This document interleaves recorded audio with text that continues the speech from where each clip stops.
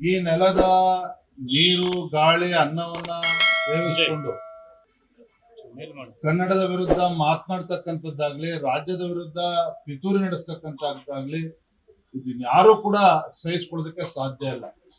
ನಿನ್ನೆ ನಡೆದಿರ್ತಕ್ಕಂಥ ಘಟನೆ ಇದು ಯಾರು ಕೂಡ ಕ್ಷಮಿಸೋದಕ್ಕೆ ಸಾಧ್ಯ ಇಲ್ಲ. ಈ ರೀತಿ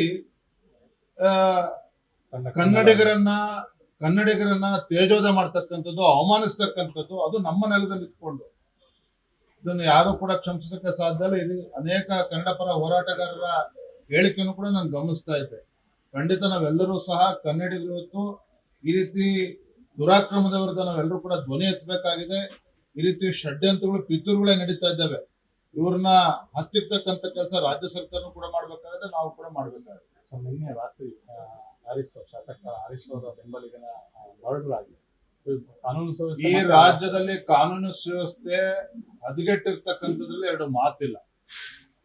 ನೇರವಾಗಿ ಹೇಳ್ತಾನೆ, ಇದಕ್ಕೆ ರಾಜ್ಯ ಸರ್ಕಾರನೇ ಹೊಣೆ.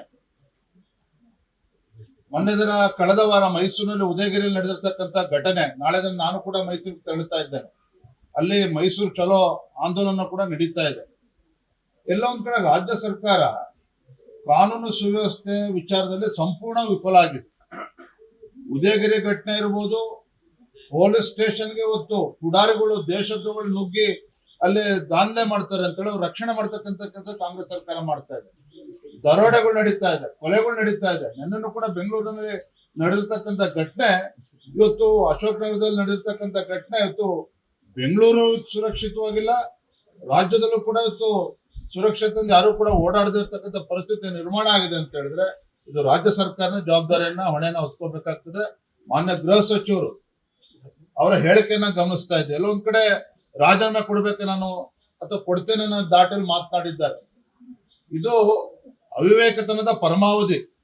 ನಿಮಗೆ ರಾಜ್ಯದ ಜನ ಆಶೀರ್ವಾದ ಮಾಡಿರ್ತಕ್ಕಂಥದ್ದು, ಸರ್ಕಾರ ಆಡಳಿತಕ್ಕೆ ಬಂದಿರತಕ್ಕಂಥದ್ದು, ಇದೆಲ್ಲದನ್ನು ಕೂಡ ಗಟ್ಟಿಗೆ ಇವತ್ತು ಕಾನೂನು ಸುವ್ಯವಸ್ಥೆಯನ್ನು ಕಾಪಾಡಬೇಕು, ಅಭಿವೃದ್ಧಿ ಮಾಡಬೇಕು ಅಂತೇಳಿ ಅದನ್ನ ಮಾಡೋದ್ ಬಿಟ್ಟು ಈ ರೀತಿ ಈ ಹೇಳಿಕೆಯನ್ನು ಕೊಟ್ರೆ ಇನ್ನೂ ಕೂಡ ದೇಶದ್ರೋಹಿಗಳಿಗೆ, ಈ ತರ ಕೊಲೆಗಡಕರಿಗೆ ಇನ್ನೂ ಕೂಡ ಆನೆ ಬಲ ಬಂದಂತ ಆಗ್ತದೆ. ಲೇಟೆಸ್ಟ್ ಹಾಗೂ ಇಂಟ್ರೆಸ್ಟಿಂಗ್ ಸುದ್ದಿಗಳಿಗಾಗಿ ಬಾಸ್ ಟಿವಿ ಕನ್ನಡ ಚಾನೆಲ್ನ ಸಬ್ಸ್ಕ್ರೈಬ್ ಮಾಡಿ.